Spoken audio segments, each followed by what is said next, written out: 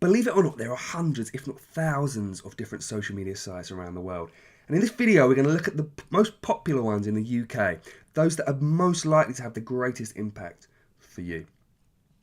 So you won't be surprised that at number one, we have Facebook with almost 2.5 billion users around the world. As you'll all know, Facebook helps you connect with friends and family, and you can share both thoughts and feelings as well as images and videos with those people that you're connected with, the people that you're friends with.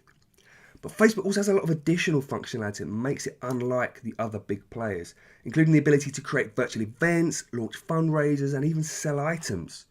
It also has a lot of useful functionality for organisations. The group function, for example, can bring people together around a certain topic, and the pages features enables you to create a specific page for your service or organisation. Of course, YouTube is also right up there too and has 2 billion users worldwide and 23 million users in the UK, making it the second most popular site.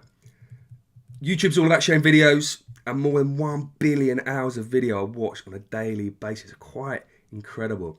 YouTube also has the second most popular search engine in the world after Google, and we spend a huge amount of time searching for that interesting content, that next big video for us to watch.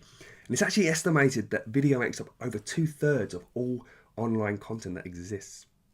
So with the growing importance of videos online, it's really important for the NHS to create and share that impactful video content, and YouTube is the perfect place to do just that. Up in third place, we actually have LinkedIn, which has around 20 million users in the UK. Now, whether or not all these accounts are actually active is up for debate, but nevertheless, a huge proportion of adults have actually signed up for the service. Now, historically, LinkedIn was all about getting your CV online and looking for jobs, but it's adapted rapidly over the last few years to become more of a Facebook for the professional world. You now share videos, images, articles, blogs, and more to help you develop your personal brand online. It's another great place to find useful information. Like Facebook, it also has groups where you can engage with like-minded people, so that could be really useful. I think most NHS trusts now have organisation pages on LinkedIn and are actively using it for recruitment, but it's often overlooked when it comes to more corporate social media activity, so there's quite a bit of potential there.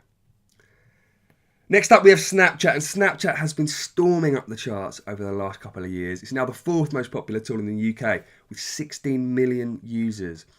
Primarily used for fast, kind of private, person-to-person sharing. They also have a story function that enables you to share content with all of your followers, and stories is becoming a big trend in the world of social media. The big distinction of Snapchat is that the majority of its content is ephemeral. That is, it's only available for a short period of time. It is typically used by younger people, but it is becoming increasingly popular amongst businesses and other organisations, and is probably another untapped resource for the NHS. Next in line, we have Instagram, which is primarily an image and video sharing platform.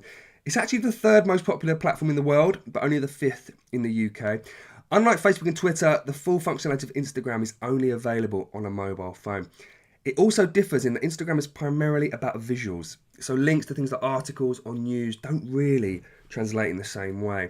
And that might be why the NHS has been pretty slow to take up Instagram when compared to other platforms. However, the NHS does produce some incredibly powerful visuals that could be really popular on Insta, and it's probably yet another untapped resource for us.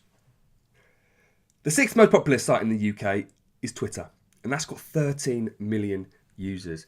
And that might be a bit of a surprise to many of you, as Twitter's probably the most popular site amongst NHS professionals, and trusts do tend to favour Twitter accounts over others.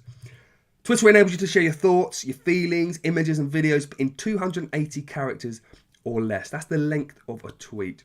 And unlike Facebook, your posts or tweets are in the public domain unless you make your account private.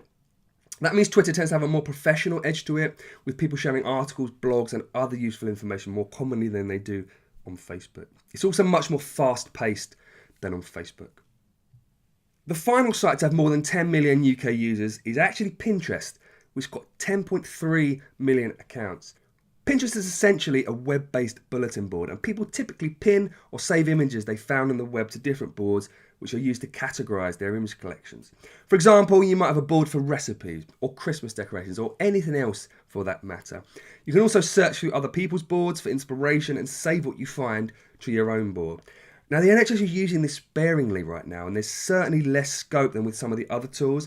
But if you're looking to share really visual, useful content, it could be a really great platform. So that's it. The top 7 social media tools in the UK, at least for the time being.